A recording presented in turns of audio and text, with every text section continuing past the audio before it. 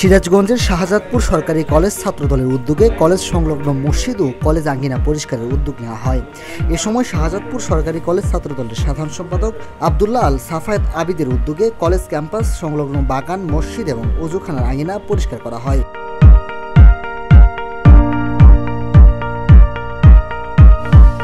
এছাড়া কলেজ সংলগ্ন ড্রেন, যেখানে দীর্ঘদিন যাবৎ পয়ঃনিষ্কাশনের অভাবে পানি জমে মশাসহ অস্বাস্থ্যকর পরিবেশ তৈরি হয়েছিল, সেই ড্রেন পরিষ্কার করেন শাহজাদপুর সরকারি কলেজ ছাত্রদল।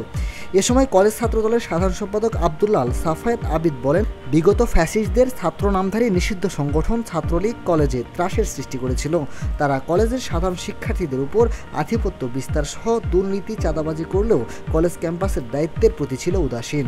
আমরা ছাত্রদল ক্যাম্পাসে ভালো কাজের মাধ্যমে ছাত্র রাজনীতির সৌন্দর্য ও সৌহার্দ্য বজায় রাখতে চাই।